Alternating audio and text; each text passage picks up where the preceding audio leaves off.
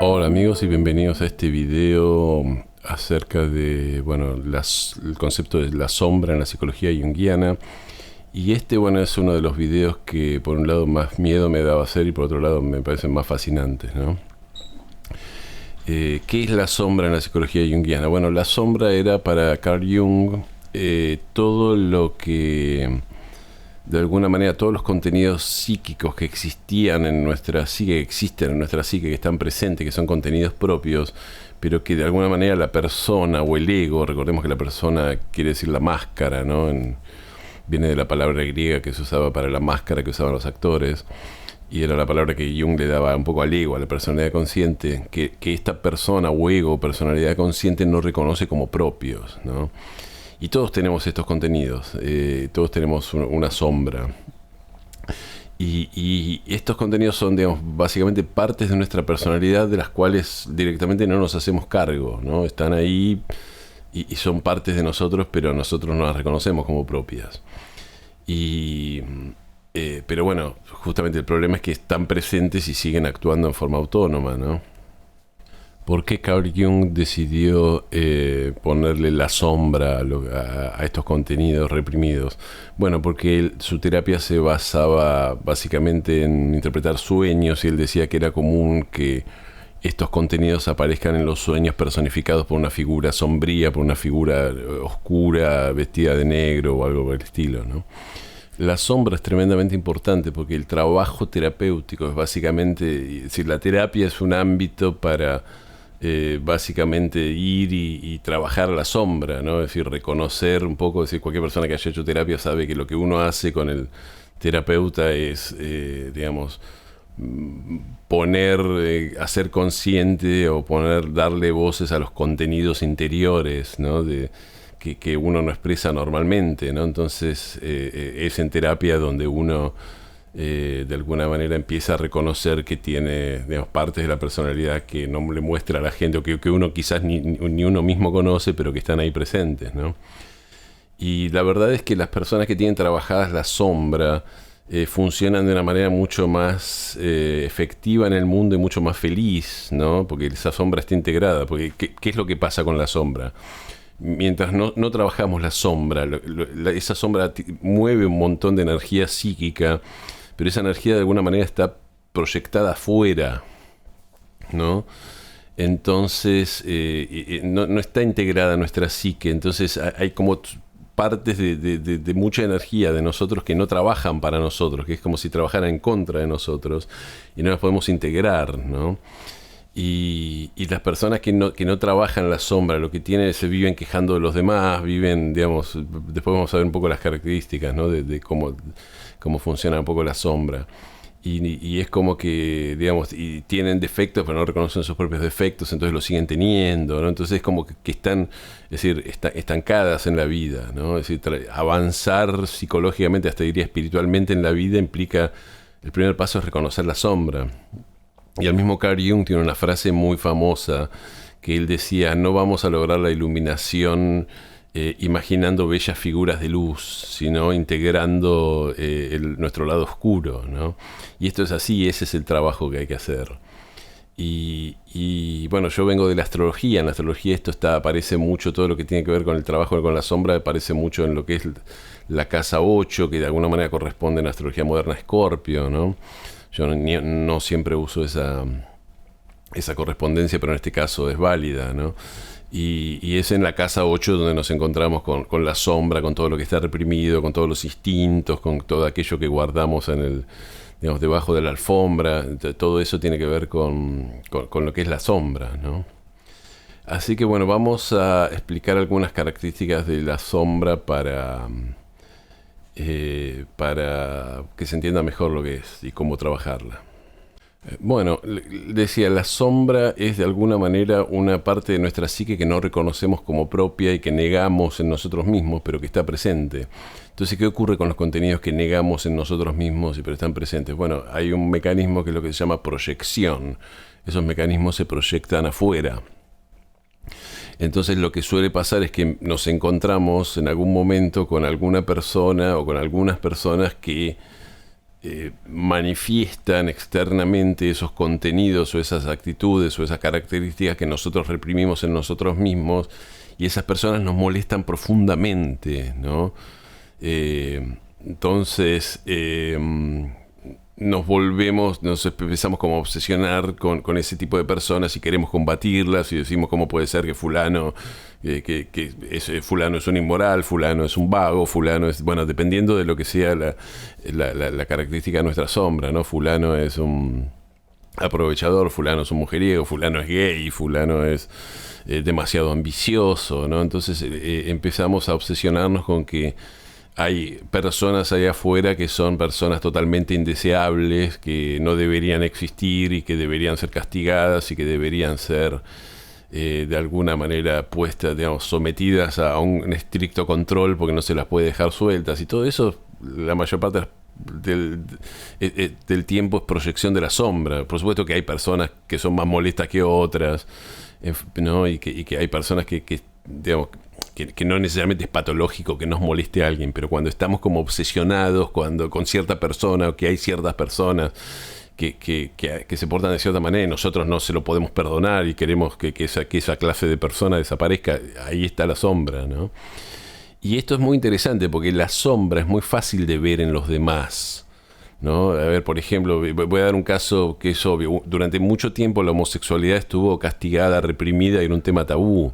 Y había muchos hombres con tendencias homosexuales, digamos, con gustos homosexuales o con que les atraía la cuestión de la homosexualidad, que reprimían totalmente la homosexualidad. Entonces eran gente muy violenta contra los gays y que todo esto está lleno de maricones, no se puede salir en este show. Y esto hasta los años 70, 80 pasaba, gente que te dice, no, en mi época no se podía salir, estaba lleno de maricones por todos lados, donde ibas en la ciudad esta estaba lleno de maricones.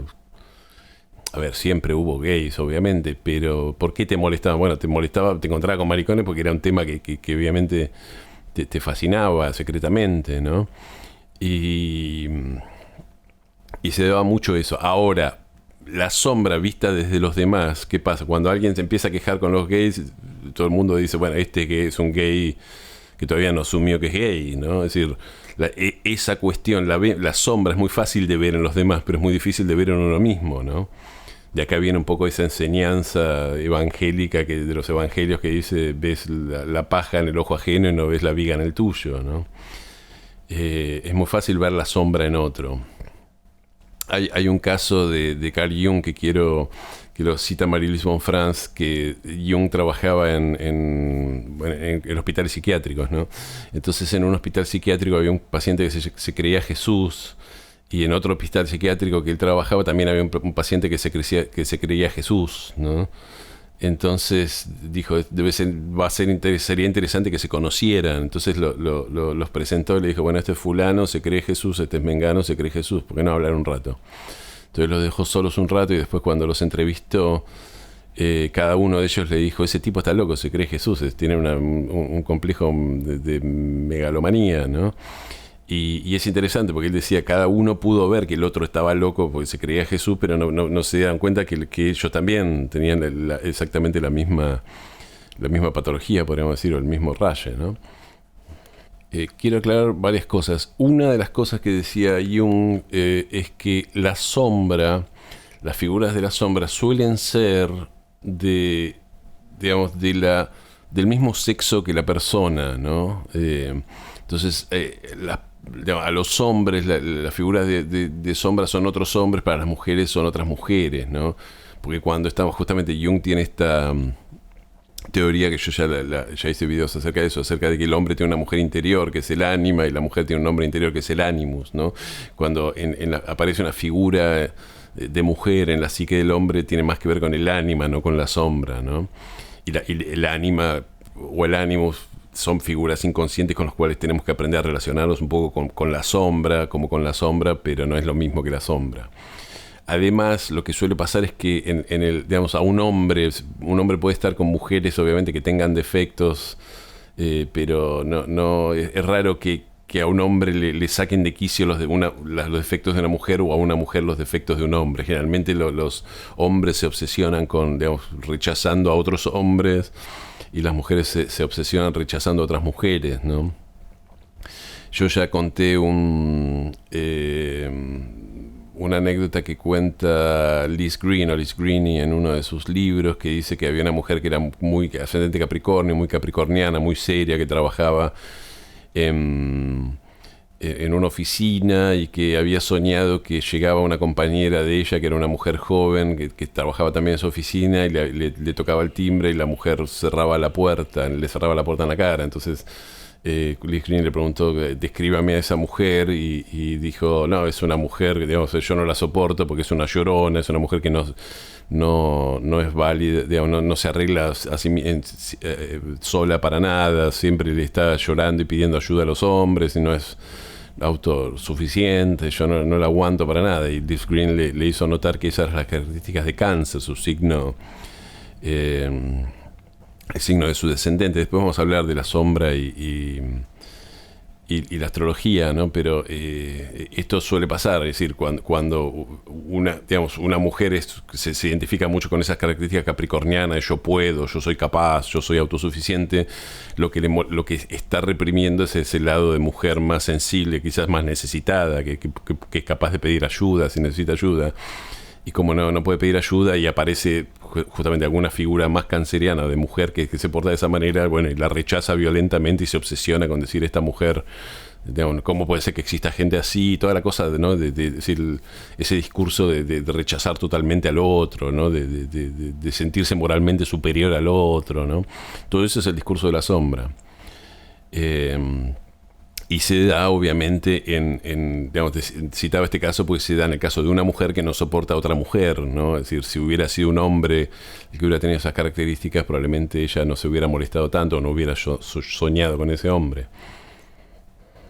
Bueno, como mencioné antes, Carl Jung trabajaba los sueños en su terapia. Lo que trabajaba fundamentalmente eran los sueños, ¿no? Y acá, bueno, en su libro El hombre y sus símbolos, su colaboradora Marie-Louise von Franz, cuando habla de la sombra, cita varios sueños de pacientes de Jung donde aparece claramente figuras de la sombra y la forma en la cual muestra un poco el significado de esos sueños para ver cómo se trabaja la sombra en una terapia, ¿no? Entonces el primer sueño sería eres un hombre, el soñante es un hombre de 47 años que es muy exitoso, ¿no? Pero que justamente tiene digamos, puso como toda su energía más que nada en el trabajo, y otros aspectos de su vida los fue descuidando, ¿no? Entonces el sueño la persona cuenta el sueño y dice: poseía y habitaba una casa muy grande en la ciudad y aún no conocía todas sus partes, así que di un paseo por ella y descubrí, sobre todo en el sótano, varias habitaciones de las que no sabía nada, e incluso salidas que llevaban a otros sótanos o a calles subterráneas. Me sentí incómodo cuando descubrí que varias de estas salidas no estaban cerradas con llave y algunas no tenían cerradura alguna. Además, había algunos obreros trabajando en el barrio que podrían haberse, digamos, metido en mi casa, ¿no? Cuando subí de nuevo a la planta baja, pasé por un patio trasero donde de nuevo descubrí diferentes salidas a la calle o a otras casas. Cuando intenté investigarlas más de cerca, se me acercó un hombre riendo a carcajadas y diciendo que éramos viejos compañeros de escuela primaria. Yo también me acordaba de él, y mientras me contaba de su vida, le acompañé hasta la salida y paseé por las calles. Había un extraño claroscuro en el aire mientras caminábamos por una enorme calle circular y llegábamos a un prado verde donde de repente nos pasaron 3 caballos al galope. Eran animales hermosos y fuertes, salvajes pero bien cuidados, que no llevaban jinetes. Entonces acá el soñante se pregunta, ¿se habrían escapado del servicio militar? Pues le daba esa idea, ¿no? Entonces, bueno, Marie-Louise von Franz, cuando interpreta el sueño, dice, este es un clásico sueño de encuentro con la sombra. Todo el laberinto que esta persona encuentra en su casa con sus cámaras extrañas subterráneas suele ser una representación, digamos, mitológica o arquetípica del inconsciente, ¿no? Es decir, el inconsciente generalmente se mostraba como un laberinto, como digamos, pasajes, corredores, todo ese tipo de cosas, ¿no? Y bueno, la persona descubre que hay pasajes y corredores en su propia casa que él no conoce, que son de los contenidos inconscientes que él no conoce. Entonces ahí se encuentra con un amigo de la primaria. Ese amigo es una figura de sombra. Ese amigo es amistoso, ¿no? Y es como una persona extrovertida, una persona digamos más, mientras el soñante es una persona que le dedica como mucho tiempo a trabajar y a las cosas serias en la vida. Bueno, este amigo parece ser como una persona más amistosa, ¿no? Entonces van caminando un poco hacia afuera de la ciudad, llegan a un prado, y en el prado aparecen 3 caballos corriendo, que no llevan jinete y se escaparon. El hombre dice, me parece que se escaparon del servicio militar. Bueno, los caballos, dice Marilyn von Franz, de alguna manera son los instintos de la persona, son los instintos animales. Y esos instintos, esas tendencias instintivas, esa energía animal instintiva estaba como presa o muy disciplinada, entre comillas, en el servicio militar, y se escaparon y están corriendo solas, sin jinete, o sea, sin control consciente, ¿no? Entonces, lo que el sueño le muestra al soñante de alguna manera es que existen, que justamente él intenta vivir una vida donde de alguna manera todo está bajo control y todo está circunscripto al trabajo, pero que existen otras partes de su psique, existen todos estos instintos animales que están libres y que con la persona tiene que lidiar con eso, y tiene un lado más extrovertido, más que es un amigo de la infancia con el cual él había perdido contacto, que es su propio lado sociable, su propio lado extrovertido, ¿no? Y esto es muy interesante porque si la persona no entiende el sueño y rechaza el sueño, lo que va a ocurrir va a ser que esos caballos que están sueltos de alguna manera en su psique van a empezar a actuar solos y van a empezar a, qué sé yo, esta persona, no sé, se va a pelear con alguien, se va a ir a un bar o va a ir a la calle y se va a pelear con alguien, o se va, digamos, esas partes de la psique que actúan en forma autónoma van a actuar por sí mismos, porque ese es el problema que tiene la sombra. La sombra está, si la hacemos consciente y la integramos de alguna manera, la podemos mantener bajo cierto control. Si la negamos totalmente, la forma ataca, actúa en forma autónoma. Entonces ahí pasa que bueno, que las personas hacen esas estupideces que hacemos todos, controladas, diciendo no sé por qué hice eso, ¿no? Entonces ahí es donde la persona una persona así, que eres un soñante que de alguna manera tiene muy controlada todo en su vida, muy capricorniano, de repente, bueno, se puede volver a tener cuestiones violentas, ¿no? O cuestiones impulsivas, ¿no? Y su propia sombra, que es ese hombre, que es ese amigo que él encuentra en el sueño, acá aparece de una manera positiva, pero si él no se amiga con ese lado suyo lo va a atacar, va a aparecer en forma negativa, ¿no? Así que bueno, esto es un ejemplo de un sueño en el que aparece la sombra. Hay otro ejemplo de sueño donde aparece la sombra, que el soñante es un hombre parecido, es un hombre también de mediana edad, que se preocupaba mucho por su trabajo, ¿no? Entonces dice, un hombre está tumbado en mi sofá y se ha tapado la cara, es un francés, ¿no? Es decir, el hombre sueña que está en su propia casa y que hay un francés durmiendo en su propio sofá. Dice, es un francés y este francés es un forajido dispuesto a aceptar cualquier trabajo criminal.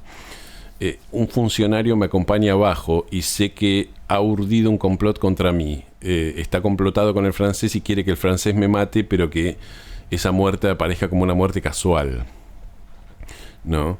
Entonces, de hecho, el funcionario se acerca sigilosamente por detrás cuando nos acercamos a la salida, pero yo estoy alerta, no dejo que me ataque.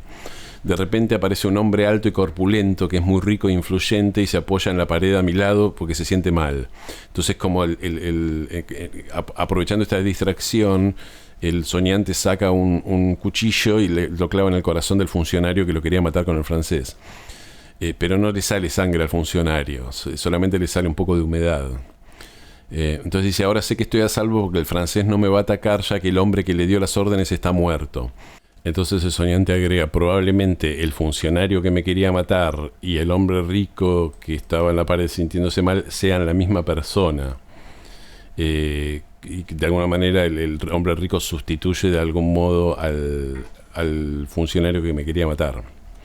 Bueno, este es otro sueño típico. Acá la sombra pasa a ser agresiva, ¿no? Es decir, en el primer sueño el soñante se encuentra con un viejo amigo y esa sombra es de alguna manera amistosa, pero que en este sueño no. Tenemos dos personas que aparecen en forma muy negativa, que son un francés que está, digamos, tirado en el sofá, que es como un forajido, y también tenemos a una especie de funcionario que está completado con el francés para matar al soñante, ¿no? Son dos figuras que aparecen como muy negativamente, ¿no? Después aparece una tercera figura que es un hombre rico que se siente mal y que de alguna manera el soñante dice que era como si el funcionario y el hombre rico fueran la misma persona. En el sueño la persona logra matar al funcionario, pero es como que no tiene sangre, ¿no? Y esto, bueno, en la interpretación del sueño, Marie-Louise von Franz le dice, el francés de alguna manera aparece como su lado más introvertido, su lado más interior, que es un lado que está tirado en el sofá, está totalmente pasivo, se tapa la cara con una manta, ¿no? Es como que quiere que lo dejen solo, no quiere interactuar con nadie, está como deprimido y está como desesperado, ¿no? Es como un forajido desesperado que puede hacer cualquier cosa por dinero.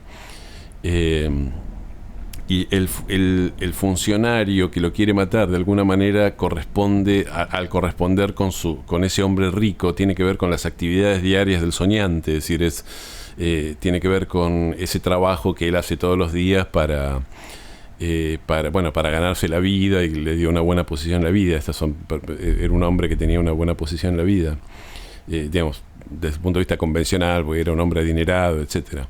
Pero justamente lo que dice el sueño dice esas actividades es como que ya no tiene energía psíquica. El hombre rico se siente mal, y el criminal, que es como la misma persona que el hombre rico, no tiene sangre en las venas, ya no hay energía psíquica, ya no hay amor, ya no hay, digamos, ninguna intensidad en esas actividades, ¿no? Entonces, la clave está en que Marie-Louise von Franz le pregunta, dígame cuáles son sus asociaciones con el francés, porque es un francés, ¿qué opina usted con un francés? Y el hombre dice, bueno, no, yo sé que Francia es el país como del amor, entonces que los franceses tienen fama de ser buenos amantes. Entonces ahí estaba un poco la clave, ese hombre francés que estaba en el sofá deprimido, tiene que ver con su lado más amante, su lado más sexual, su lado más amoroso, su lado más... que tiene que ver con los sentimientos, que era como un lado de su vida que él no estaba viviendo, estaba como pasivo en un sofá, tapado, guardado, y bueno, digamos, su vida estaba totalmente dominada por ese aspecto de los negocios que lo dominaba totalmente, pero el sueño dice claramente, cuidado que ese aspecto de los negocios, si seguís insistiendo en esa actividad de solamente ocuparte de los negocios y no ocuparte de tu lado amoroso, de tu lado más de los sentimientos, eso se va a volver contra vos y te va a atacar, ¿no? Entonces este sueño es de alguna manera un típico sueño de la sombra, es decir, cuando nosotros no le damos... ese francés que era como un forajido desesperado, era el lado, digamos, más amante, entre comillas, de este hombre que se había vuelto negativo y que se había vuelto en contra de él porque no estaba siendo reconocido por la psique, ¿no? Entonces lo que pasa cuando no reconocemos mucho un lado nuestro, ese lado es como que nos ataca, se vuelve en contra de nosotros, ¿no? Entonces la persona pudo hacer de alguna manera consciente de esto y logró desactivar un poco todo ese mecanismo. Empezó a decir, bueno, quizás le debería dedicar más energía a ese lado mío más romántico, si se quiere, y no tanto a los negocios, porque ya no tengo nada que ganar ahí, porque ya hice negocios toda mi vida, ¿no? Por supuesto, claro, algo que creo que vale la pena aclarar, es justo estos dos sueños, son dos sueños de personas como de negocios que de alguna manera habían dejado de lado la vida, digamos, aspectos como más de juego en su vida, o aspectos más lúdicos, ¿no? O más espontáneos de su vida por dedicarse demasiado a los negocios. Esto no significa que el contenido de la sombra sea siempre así. En los sueños de una persona que es un haragano, que es un vago, que es un playboy o que es un dandy, que se dedica nada más que a pasarla bien y ir a fiestas, quizás aparezca como que la figura del sueño es una figura que le dice que tiene que emprender un negocio, hacer algo útil, ¿no? Ponerse a ser productivo, ese tipo de cosas, ¿no? Es decir, esto depende del soñante. Cada uno de nosotros tiene una parte diferente que está reprimiendo, que no está viviendo en la vida, y eso aparece como la sombra. Pero bueno, vamos a ver la sombra en la política. Bueno, la sombra y toda la cuestión de la sombra, la proyección de la sombra brilla en todo lo que tiene que ver con la política. Quizás este capítulo se tendría que llamar la sombra colectiva, porque la política siempre tiene que ver con eso, la sombra en la política tiene que ver con la sombra colectiva. Yo hablé de esto en el video anterior que hice cuando hablé un poco de la sombra, cuando hablaba del concepto de sombra dentro de el mapa de la psique que había de alguna manera de Carl Jung, ¿no? Y hice un breve resumen de la sombra y decía que existe la sombra colectiva, ¿no? Es decir, cierta comunidad o cierto grupo de personas que se identifica con una serie de características y de valores, y que todas sus propias características y valores que no reconocen como propios las proyectan en otros grupos, ¿no? Es decir, un caso muy típico es el caso de la cuestión de los judíos y el dinero, ¿no? Esta idea de que los judíos son avaros y solo viven para el dinero y solamente les importa el dinero. Y que tiene obviamente algo de razón, porque era común que los judíos fueran prestamistas, porque hay todas razones históricas para eso, porque la Iglesia católica prohibía prestar dinero con interés, entonces los judíos eran los únicos que de alguna manera, como no eran parte de la Iglesia católica, podían prestar dinero, ¿no? Y entonces esta idea del judío avaro que le gusta el dinero, pero a los que no eran judíos también les gusta el dinero, a todo el mundo le gusta el dinero. Entonces esta idea de que el dinero le gusta nada más que a los judíos y los judíos tienen que ser perseguidos porque les gustan, solamente piensan en el dinero y ellos son los avaros, no nosotros, eso es una proyección de la sombra, ¿no? Con esto no quiero decir que las personas, quiero aclarar algo. Las personas que reciben una proyección de la sombra obviamente tienen algo de la característica que se les proyecta, no es que la proyección cae en cualquiera. Obviamente los judíos, el dinero es importante en la cultura judía y todo ese tipo de cosas. Pero, esta idea de que ellos son los avaros, no nosotros, es una proyección de la sombra, ¿no? Es como si no hubiera cristianos que fueran avaros o que les importa mucho el dinero del mundo material, ¿no? O no judíos, ¿no? También se da, esto es algo que decía, hay una escritora que se llamaba Shakti Gawain, que murió hace poco, que era era un poco como Louise Hay, ¿no? Como una escritora New Age que hablaba. Ella había estado mucho tiempo en la India, había aprendido una serie de cosas, y ella hablaba mucho de la sombra. Y decía que en los Estados Unidos toda la cuestión racial estaba teñida de la sombra, es decir, los blancos generalmente venían de Europa, de gran sociedad, sobre todo de fuentes inglesas, que eran muy reprimidos sexualmente, ¿no? Que tenían en la época victoriana o en las épocas anteriores. Entonces un poco toda esa parte instintiva que no reconocían como propia, todos esos instintos sexuales y deseos sexuales los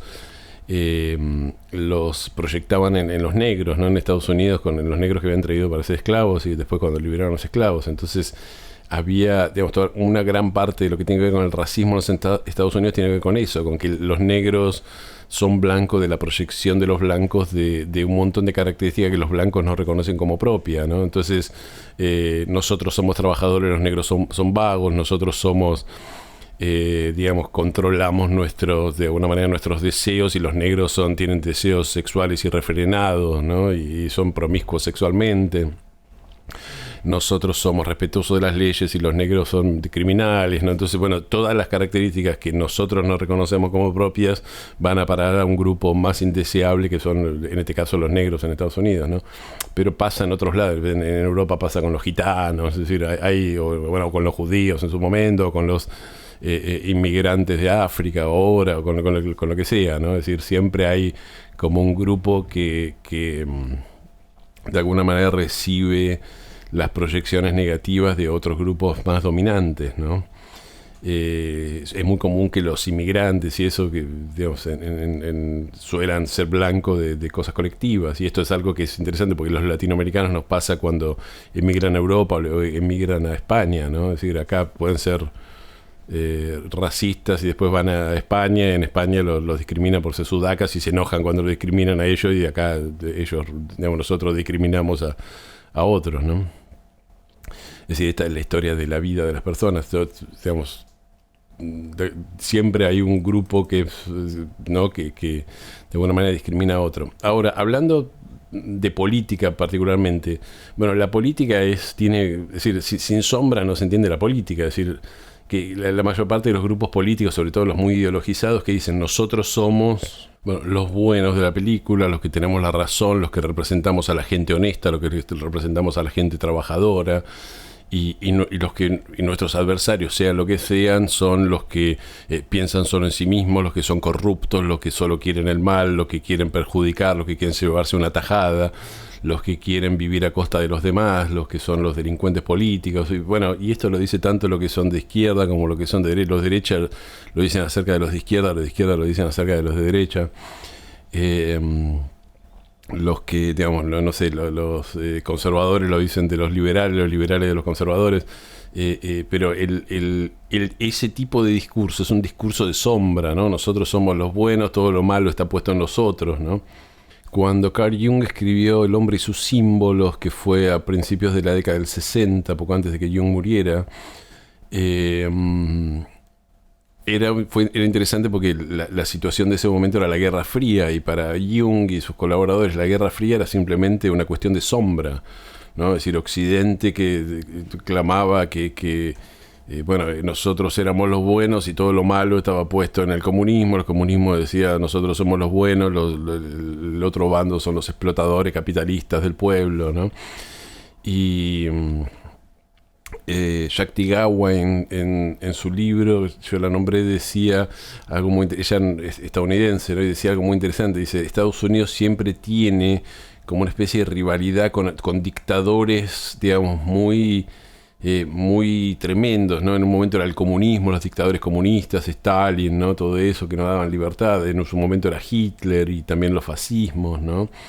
En otro momento era bueno, fue Saddam Hussein, Osama Bin Laden, ¿no? Siempre dicen, la sombra de la política de Estados Unidos siempre aparece como un dictador muy autoritario, muy sangriento, muy sanguinario, y dice, eso es una sombra de los mismos Estados Unidos. Estados Unidos es un país democrático, tiene una serie de valores, pero su sombra es una sombra autoritaria, ¿no? Es decir, y es un país, nosotros vimos las cartas de Estados Unidos, yo hice un video sobre eso, y la carta que más cierra los Estados Unidos tiene el sol en la casa 8, ¿no? Lo cual explica un poco la cuestión de la CIA, de las inteligencias, de la CIA apoyando golpes de Estado en Latinoamérica. Entonces es como un país que tiene una sombra autoritaria, ¿no? Por más que sea el país de la igualdad, de la boca para afuera el país de la igualdad y la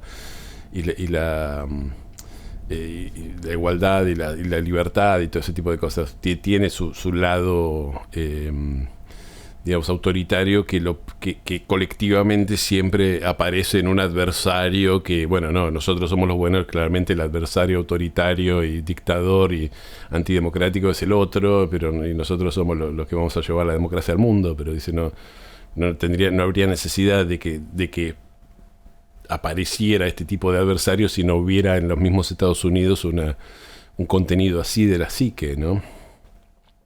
Ahora, la cuestión en la política pasa dos cosas. Cuando nosotros lo que intentamos destruir, estamos en esa cosa de la Guerra Fría, una guerra total entre el bien y el mal, nosotros somos el bien y el otro es el malo.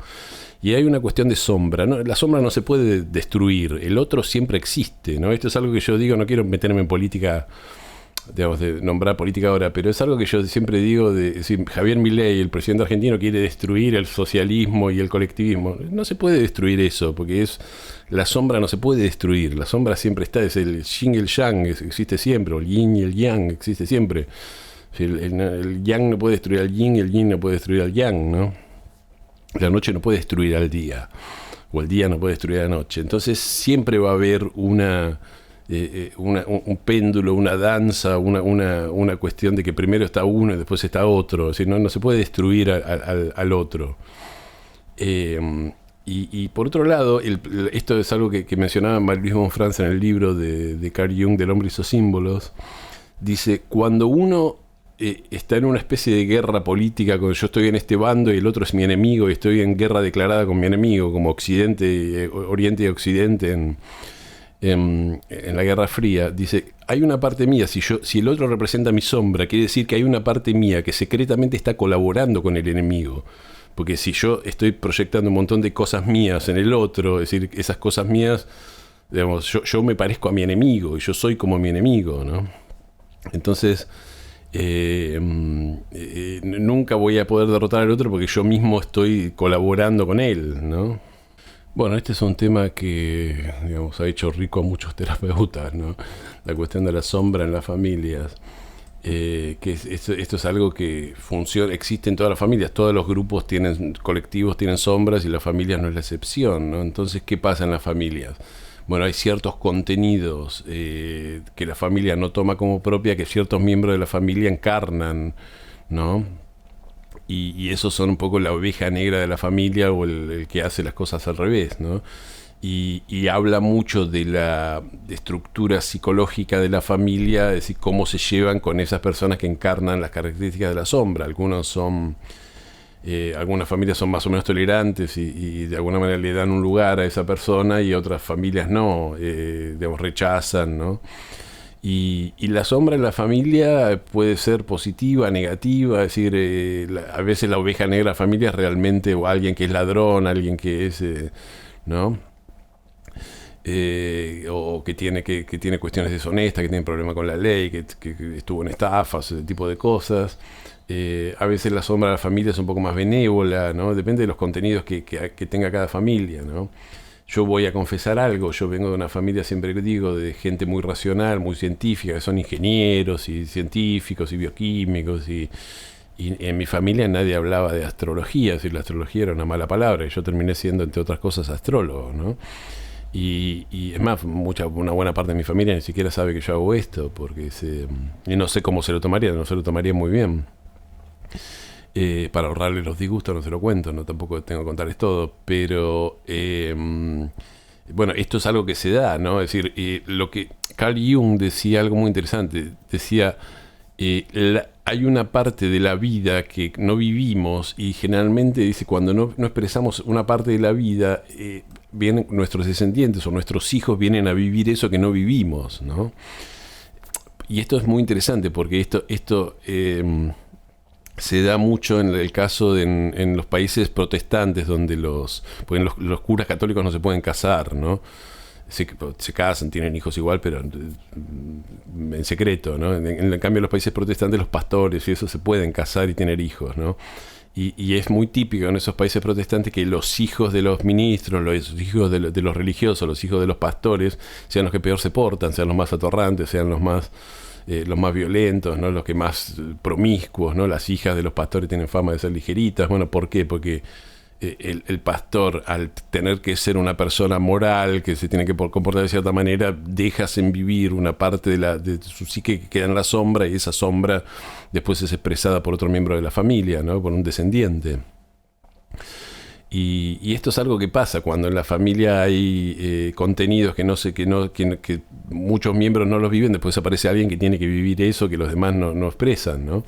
Yo cuando hice la carta del cantante Boy George, hice un video acerca de su biografía y su carta. El padre y los hermanos de Boy George eran boxeadores y él era un cantante muy afeminado, ¿no? Y es como que, bueno, todo el lado más, digamos, sensible y hasta afeminado que reprimían toda su familia, de alguna manera le tocó a Boy George expresarlo, ¿no? Es más, da para pensar al revés. Si Boy George apareció, porque no necesariamente en una familia tiene que aparecer, que haya miembros que no son gays o que sean masculinos, no necesariamente tiene que aparecer una persona hiperfemenina o hipermariquita, por usar esa palabra. Pero esto nos lleva a pensar, ¿no será que el padre y los hermanos y en la familia Boy George existían esa tendencia como muy homosexuales que querían de alguna manera compensar siendo tan rudos y tan boxeadores? Por eso después terminan apareciendo una persona muy, muy homosexual y muy femenina, ¿no? Un hombre muy homosexual, muy femenino, como Boy George. Esto es fascinante, ¿no? Porque de alguna manera nos da, es decir, la sombra se quiere esconder, pero siempre aparece, ¿no? Si no aparece por las buenas, aparece por las malas y esto pasa mucho, ¿no? Es decir, padres que tienen hijos y sueñan que el hijo sea una cosa, sea lo otro, y el hijo termina siendo aquello que el padre más detesta. Y bueno, pero porque es la sombra, porque el hijo lo que le viene a mostrar es la sombra del padre. Bueno, esta parte de la vida era una parte tuya que no... Es decir, yo soy esto porque esto lo heredé de vos no lo quisiste vivir, ahora lo tengo que vivir yo, ¿no? Generalmente no es muy grave, hay partes, sí, hay cosas que sí que son graves, digamos que hay ejemplos que son graves o son extremos. Generalmente pasa que, no sé, de padres introvertidos tiene un hijo extrovertido, o de padres que no son muy sociables tiene un hijo que le encanta sociabilizar, que tiene varios planetas en Lego y que vive de fiesta. o qué sé yo, padres que son más intelectuales, bueno, como decía, ¿no? Tiene un hijo deportivo, padres deportivos que tienen un hijo intelectual que le gusta la poesía, ese tipo de cosas, ¿no? Pero a veces se dan, digamos, ejemplos como más extremos, ¿no? Y, y de vuelta, lo que hay que hacer en lo terapéutico, porque lo que pasa que con la sombra que ocurre, cuando en la familia hay uno, por ejemplo, digamos, es muy común que en las familias que haya una persona que es deshonesta y que es el ladrón de la familia, es decir, todos los demás tengan sus pequeños pecadillos que evaden impuestos, falsifican cosas, tienen como, sin ser ladrones de profesión, tienen como sus cuestiones de no respetar la ley, pero es como que cuando nace el ladrón y aparece uno que es realmente el ladrón, bueno, el ladrón es el otro, proyectamos todas las cosas malas en el otro y es el chivo expiatorio que se lleva todas las cosas malas y nosotros podemos seguir con nuestros pequeños pecadillos porque ya estamos protegidos porque el ladrón es el otro, no nosotros, ¿no?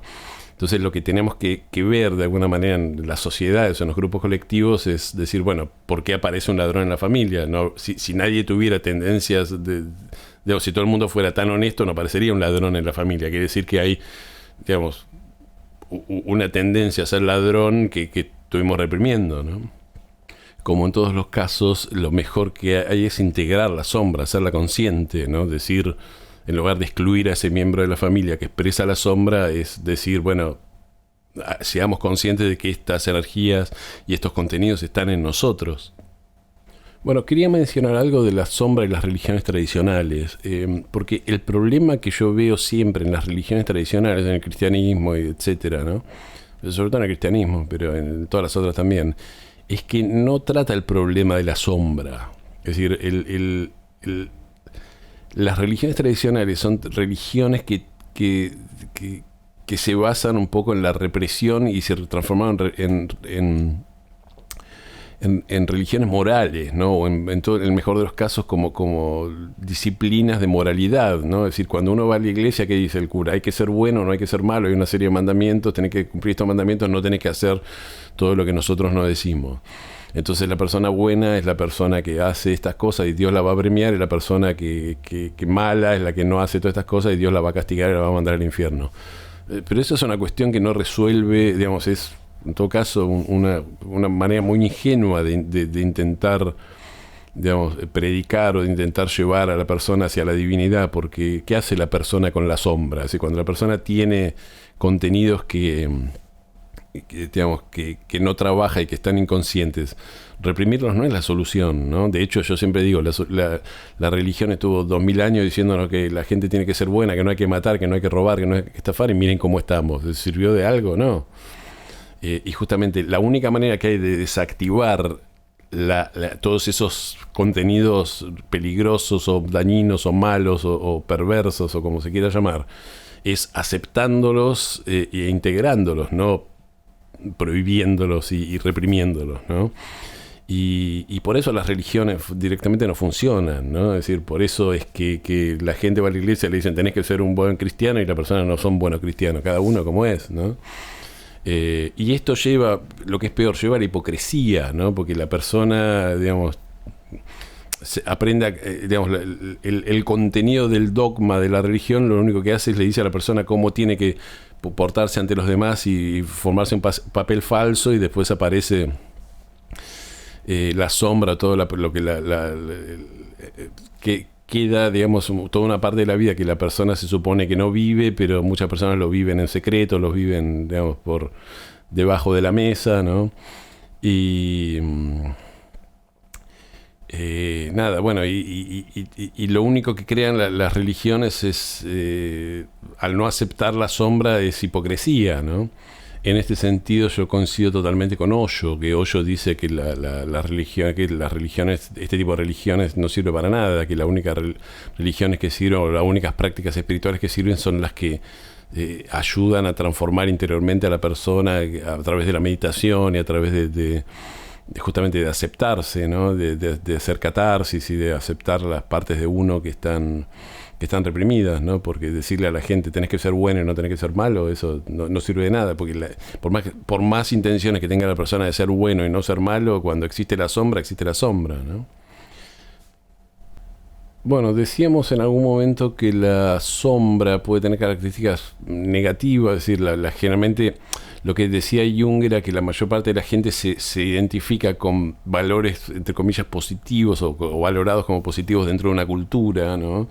Es decir, con ser yo soy trabajador, yo soy honesto, yo soy una persona útil, yo quiero a mis hijos, bla, bla, bla. Entonces la sombra, es decir, el contenido de la sombra tiene que ver con contenidos entre comillas, malos o deshonestos, ¿no? Es decir, todo lo que tiene que ver con,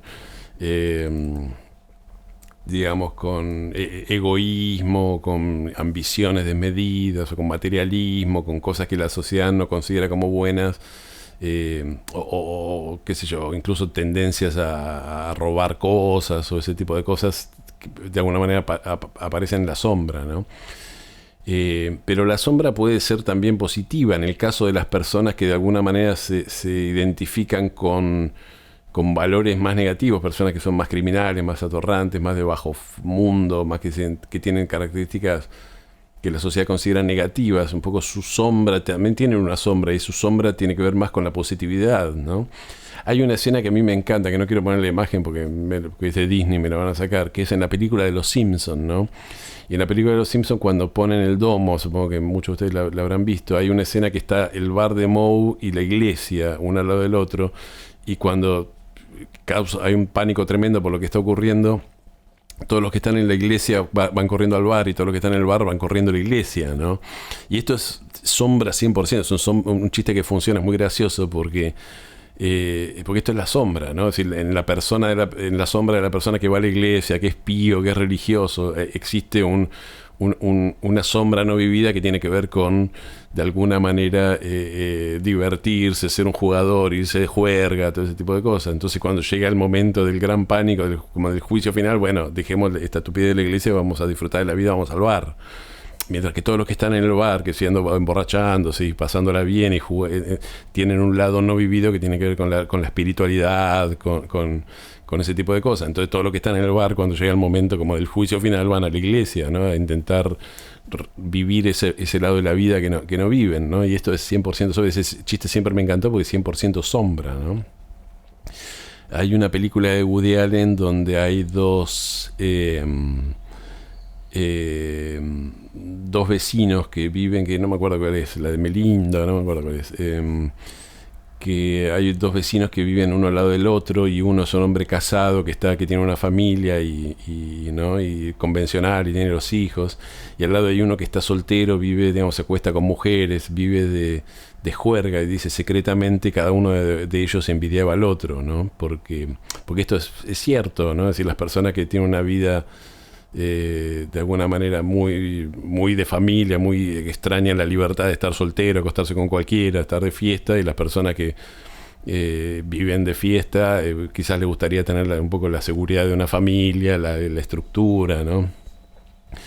Y bueno, todas las situaciones tienen sombra, ¿no? Y justamente una persona que puede ser como muy atorranta puede tener como sombra con los contenidos, es decir, en el fondo me gustaría, la vida no vivida es una vida convencional, me gustaría haber tenido una familia, una casita con jardín, lavar el auto y ir a pasear al perro, y no viví eso, ¿no? Eso yo lo he visto mucho en gente que son artistas, que tienen esas vidas medio bohemias. Bueno, en la sombra de todo artista existe un burgués, en la sombra de todo burgués existe un bohemio artista, ¿no?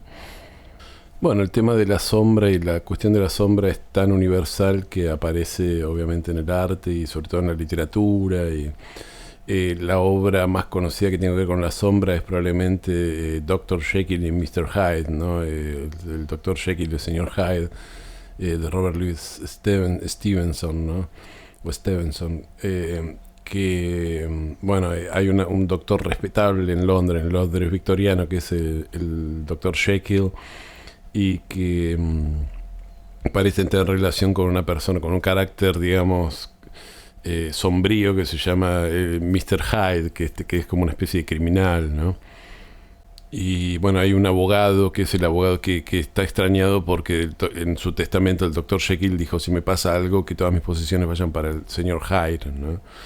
Y bueno, después el señor Hyde comete un crimen, mata a un miembro del parlamento, y empiezan a a buscarlo a la policía, interroga al doctor Jekyll, que se pone recluso, ¿no? Y bueno, y después finalmente aparece la revelación de que el Dr. Jekyll y Mr. Hyde eran la misma persona, ¿no? Que el Dr. Jekyll había creado una poción que hacía que se convirtieran en Mr. Hyde, en el señor Hyde, y viviera todo ese lado dual. Él decía que estaba fascinado con el lado dual de la personalidad de los hombres o de los seres humanos, y entonces, bueno, se había transformado un poco en su sombra. Carl Jung escribió mucho acerca, cuando escribía de la sombra, escribió mucho acerca de esta novela del Dr. Jekyll y el señor Hyde. Pero más allá de esta obra clásica hay mucho, es decir, la cuestión de la sombra aparece mucho inclusive en las comedias, es decir, lo que se suele hacer es poner, para que una situación sea interesante, incluso graciosa, hilarante, es poner personajes que cada uno es la sombra del otro, ¿no? Entonces en Argentina tenemos una historieta muy famosa, que es la historieta de Isidoro Cañones. Y Isidoro Cañones era un playboy que le encantaba vivir de fiesta, ir a bailar, era un irresponsable, mujeriego, andaba con mujeres. Y Isidoro Cañones vivía con su tío, que era un coronel del ejército, que era de una familia tradicional. Y el coronel del ejército era todo lo opuesto, era un hombre probo, un hombre honesto, un hombre trabajador, disciplinado, que se levantaba muy rígido en la moral. Y bueno, era gracioso, obviamente, porque cada vez que interactuaban ellos tenían un intercambio gracioso, porque era el Isidoro tratando de atorrantear e intentando que el tío no se enterara, y después el tío se enteraba. Y bueno, y funcionaba justamente, era un poco simple, pero ese tipo de historia funciona porque cada uno es la sombra del otro, ¿no? Bueno, ya que estamos con la sombra, hay una película de los años 60 que es conocidísima, que se llama La extraña pareja, que era con Walter Matthau y ¿cuál era el otro? Jack Lemmon, ¿no? La película no es súper graciosa, yo la vi hace poco, no es hoy súper graciosa, pero pues creo que esos arquetipos ya pasaron un poco de moda, como digamos, como referente a la masculinidad. Es un amigo dos amigos que están divorciados, uno vive en su piso de soltero y el otro, la mujer lo deja y se va a vivir con él, y uno es justamente un hombre extrovertido, mujeriego, desordenado, digamos, y el Jack Lemmon es todo lo opuesto, es un tipo muy puntilloso, muy melancólico y súper ordenado, ¿no? Y que entonces mientras se empiezan a pelear, como, digamos, me ensuciaste la cocina, no sé qué, te hiciste esto, te pedí que usara las pantuflas, ¿no? Entonces, bueno, todas las interacciones entre ellos son un poco graciosas, y de vuelta funciona hasta cierto nivel, porque en el momento que era gracioso en los años 60 funcionaba porque cada uno era como la sombra del otro, ¿no?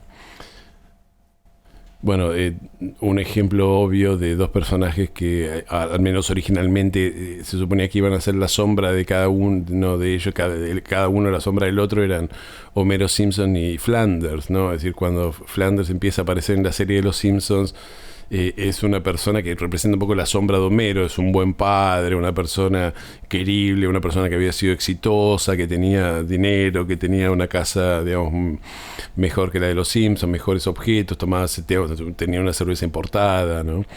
Y era como la sombra de Homero, inmediatamente se pone celoso de él o se pone envidioso porque Flanders tenía todo un montón de cosas a las cuales él no podía acceder, ¿no? Y después el personaje de Flanders cambia y se convierte en una especie de estúpido religioso, ¿no? No estúpido, pero como una persona hiperreligiosa, y pierde un poco esa cualidad de sombra que tenía con Homero. Pero la primera interacción que había entre ellos era como Homero, una especie de fracasado, digamos, de clase media baja, sin educación, y el otro era el educado, el que tenía una vida de clase media alta, el que tenía dinero, el que se llevaba bien con su familia, el que tenía hijos educados, ¿no? Mientras que los Simpsons eran como una especie de familia, digamos, muy, muy tosca, muy bruta, ¿no? Y ya que estamos con los Simpsons, hay un episodio donde aparece claramente una figura de sombra, que es el episodio donde de la casita del horror, en la cual Bart se entera que tiene a un hermano gemelo que se llama Hugo, o Hugo en inglés, que bueno, que los padres lo tenían encerrado en el altillo, ¿no? Y esto representa claramente la sombra, es decir este tipo de personajes, ¿no? Es decir, que hay dos hermanos y uno está encerrado en el sótano, ¿no? Ese tipo de cosas. Tiene que ver un poco con la sombra o parte de nuestra personalidad que de alguna manera la dejamos encerrada, no la permitimos que se manifieste, pero está viva. Entonces después es el horror de encontrar que esa persona o esos contenidos están ahí, o esa parte de nuestra personalidad esté ahí, ¿no? Esto aparecía, fíjense, en los sueños, espontáneamente en los sueños que vimos que decía Marie-Louise Bonfrance, donde un amigo baja al sótano, donde una persona baja al sótano y se encuentra con un amigo que hacía mucho que no había visto. Ahí aparece el encuentro con esa sombra reprimida, es un encuentro amistoso, pero cuando la sombra está muy reprimida, el encuentro es horroroso, porque me encuentro con que tengo un monstruo guardado en el sótano, ¿no? Entonces Hugo le dice, cuando Bart se encuentra con Hugo, que había sido su hermano gemelo, pero como era un hermano malvado, los padres lo habían encerrado en el bueno, no en el sótano, sino en el altillo. Hugo le dice, Hugo, ¿estás ahí? Y Hugo le dice, nunca me fui, Bart. Es decir, porque eso es lo que hace la sombra nunca se va, está ahí guardada y está esperando para actuar, ¿no? Bueno, por último, ya que soy astrólogo, voy a mencionar algo de la sombra en astrología, cómo reconocer la sombra en astrología. Bueno, Liz Green decía varias cosas, escribió mucho acerca de la sombra, habló mucho acerca de la sombra. Una de las cosas que decía que era muy interesante, decía que ella veía que parecía haber dos planetas que eran preponderantes y mutuamente excluyentes, que eran Saturno y Neptuno, ¿no? Entonces ella decía, de alguna manera, o nos identificamos con Saturno o nos identificamos con Neptuno, ¿no? Por lo general. Entonces, con las personas saturninas tenemos esas personas que tienden a ser rígidas, que les gusta mucho el orden, que la sociedad, que todo tiene que ser ordenado, que hay que cumplir las reglas, toda esa cosa saturnina, ¿no? De los mandamientos. Y Neptuno es esa cosa más hippie, más esa cosa de todo está bien, tenemos que vivir la vida, disfrutar, estar conectados, ¿no? Entonces dice, cada persona, digamos, las personas neptunianas tienen la sombra saturnina, las personas saturninas tienen la sombra neptuniana, ¿no? Entonces vamos a ver a las personas saturninas quejándose de que el mundo está lleno de vagos, está lleno de hippies. No sé, yo me acuerdo que una vez fui a una reunión familiar, había un pariente mío que había ido a la costa y estaba enojado porque había gente que viajaba rápido y superaba las velocidades, como suele pasar en la Argentina, en nuestros países, ¿no? Superaba las velocidades máximas, iba muy rápido. Entonces decía, acá tendría que ponerse cada 150 kilómetros un auto de policía que controle, que vaya a esa hora, y si pasás al patrullero, que te hagan una multa, que te metan preso. Entonces esa gente saturnina que enseguida quiere meter preso a todo el mundo y que quiere, ¿no?, castigar a todo el mundo, mientras que después está el otro que es el paz y amor y que no sé qué, y que tranquilo y que todo está bien y que bla bla, y que se queja de que el mundo está lleno de gente demasiado conservadora, de gente demasiado rígida, todo es rígido, todo el mundo es rígido, todo el mundo quiere que sigas las reglas, todo el mundo te quiere decir lo que tienes que hacer. Fui a hacer un trámite y estaba lleno de reglas, y por qué es tanta cosa, ¿no? Y son esas personas neptunianas que son desordenadas, ¿no? Que siempre ven, todo el mundo es un sargento, todo el mundo es esta gente que es autoritaria. Bueno, esos son la sombra de cada uno. Tenemos que de alguna manera poder equilibrar los planetas, ser espontáneos y neptunianos cuando en el área que hay que ser espontáneo y neptuniano, pero también hay que ser saturnino en las áreas que hay que ser saturnino, ¿no? Liz Green también hablaba de que una parte natural de la sombra es el signo que tenemos de alguna manera en el descendente, ¿no? O de alguna manera, si nos identificamos mucho con las características de un signo, el signo opuesto va a pasar a ser parte de nuestra sombra.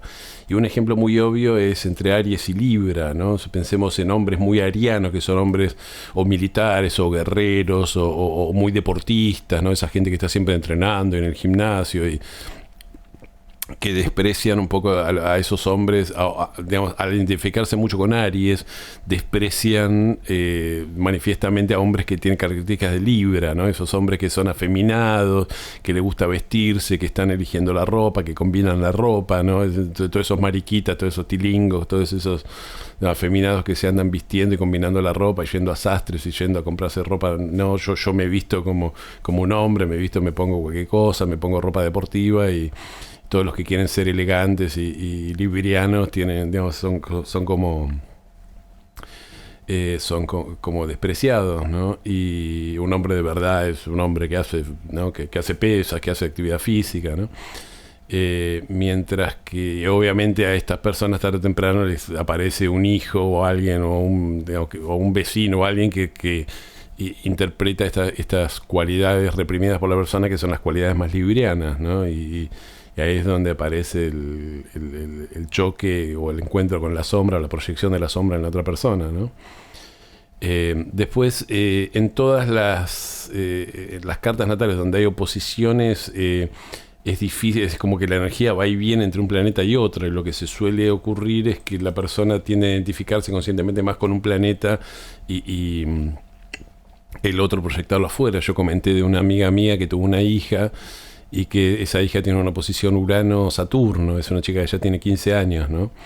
Y esa oposición Urano-Saturno, la hija lo vive, yo pensé que, digamos, de alguna manera a veces se identifica yo pensé que se iba a identificar con Urano, pero paradójicamente se identifica con Saturno. Y la manera que tiene de vivirla es que dice que la madre es muy desprolija y muy desordenada en la casa, y cuando está en la casa con la madre enseguida lava los platos, ordena todo, es decir, se identifica con Saturno, con el orden, con la estructura, y dice: mi mamá es una mujer desordenada, es decir, todas las características de Urano que están en su carta, ella las proyecta en la madre. Mi mamá es la despelotada, yo soy la ordenada, ¿no? Así que bueno, para hablar de la sombra en la astrología podríamos hacer varios videos de varias horas, así que solamente estoy tocando un poco la superficie. Pero así que bueno, ya pasé una hora de video, la idea de hacerlo de 25 minutos y ya estuve hablando una hora, ¿no? Algo que no me cuesta mucho. Pero bueno, no, este es un tema realmente fascinante, así que por eso me extendí tanto. Para hacer un breve resumen, la sombra corresponde a todo aquello, todos nuestros contenidos y parte de nuestra personalidad que nosotros no aceptamos como propias. Al no aceptarlas, las proyectamos afuera, y si somos muy rígidos con nuestra sombra, vamos a ser esas personas que se viven quejando de que hay cierta gente indeseable que habría que sacar del mundo y que el mundo sería mejor sin ellos, sin reconocer que esas personas están representando algo que tenemos nosotros, ¿no? Por supuesto, la batalla contra la sombra nunca se vence, porque la única forma de desactivar la sombra es hacerla consciente, integrarla y tenerla bajo control, ¿no? Es decir, si nosotros no reconocemos primero que la sombra es nuestra y la proyectamos en los demás y queremos cambiar a los demás, nunca vamos a hacer nada con nuestra sombra. Si no hacemos nada con nuestra sombra, vamos a perder un montón de energía que podríamos estar utilizando en nosotros, ¿no? Por eso es importante integrar la sombra.